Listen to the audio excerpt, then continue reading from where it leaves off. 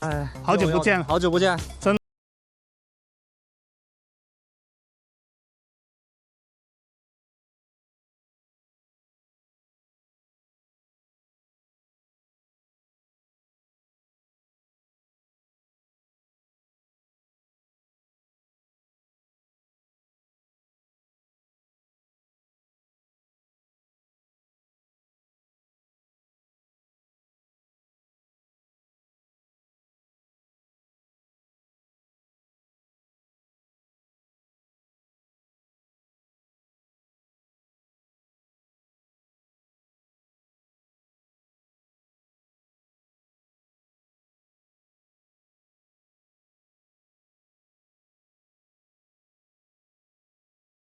散全新 N6咧已經上市啦，咁樣咧價錢方面咧，你大家自己睇啦。咁咪集晒所有權益，大概係91,900嘅價錢。哇，9萬蚊買部咁嘅車唔係啊嘛？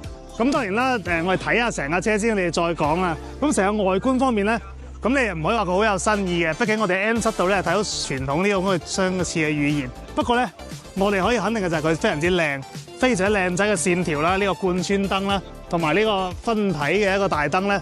其實成個顏值都係在線嘅，入到個籠咧，整體個設計語言都係非常之主流嘅，咁啊好平坦嘅中台啦，咁啊懸浮式嘅屏幕，加埋呢個液晶儀表屏都係相當主流嘅。咁睇到呢啲各方面嘅一個儲物格啊，嗰啲嘢都係好正常啦。到後排睇睇，咁啊大家好關心可能得個後排啦。仲有個嘢唔記得講嘅就係呢啲拓展啊，咁啊佢車嘅儲物格係非常之多嘅，好似呢個扶手位咧又可以放手機啦，咁呢度仲有個原廠嘅一個手機支架啦，咁啊可能要俾錢買嘅，不過我強烈建議大家都自己 option 一個，真係非常之方便。咁啊睇下後排先，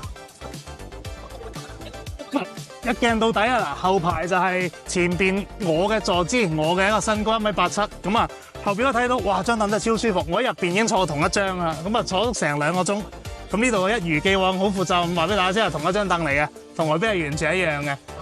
好，你唔好睇到話喺邊度吸到密麻咩都冇啦，其實入邊係放一副1.5嘅自然吸氣嘅 N 展嘅。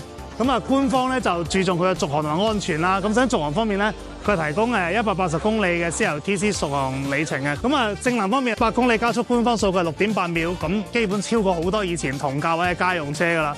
咁啊，油耗方面，官方做一個測試係一個吉尼斯紀錄行14,000公里，由拉薩一路開翻去高原啊、雲貴。各方面啦，揸14,000公里咁，都係2.9升嘅啫。謝謝體驗。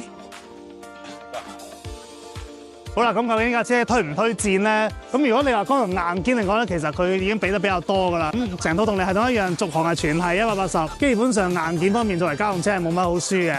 咁啊，如果你話對個外形中意，咁啊同時係注重舒適性、經濟性表現咧，佢又比較啱嘅。